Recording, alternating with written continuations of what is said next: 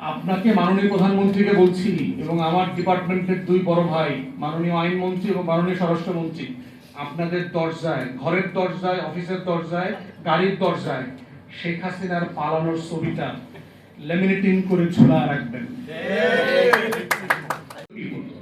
এবং গণ অভ্যুত্থানের রায় অনুযায়ী এটাকে বাস্তবায়ন করতে হবে।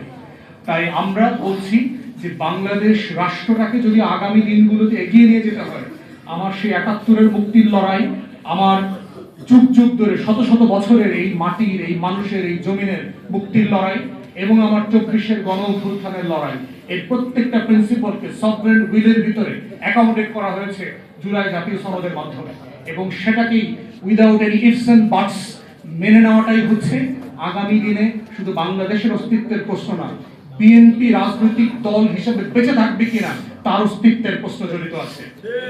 এবং অন রেকর্ড আপনাদেরকে বলে রাখি, আপনাদের সক্ষমতা কিন্তু আওয়ামী লীগের ধারে কাছেও না। সেই আওয়ামী লীগকে কিন্তু লেজ গুটায় পালাইতে হয়েছে। নির্বাচনের পরে বিএনপির এক এমপি আমারে বলছে, হুইপ ৬ জন হুইপ আছে তো বিএনপি, তার ভিতরে একজন বলেছে যে আমার ডিভিশনের সব এমপিকে আমি একটা ছবি গিফট করব।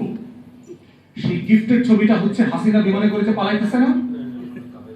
আপনাকে মাননীয় প্রধানমন্ত্রীকে বলছি এবং আমার ডিপার্টমেন্টের দুই বড় ভাই মাননীয় আইনমন্ত্রী এবং মাননীয় স্বরাষ্ট্রমন্ত্রী, আপনাদের দরজায়, ঘরের দরজায়, অফিসের দরজায়, গাড়ির দরজায় শেখ হাসিনার পালানোর ছবিটা লেমিনেটিং করে ঝুলা রাখবেন। আপনাদেরকেও ওই ছবির রিপ্লেসমেন্ট করা লাগতে পারে, just matter of time. No ifs, no buts. ধন্যবাদ। আসসালামু আলাইকুম।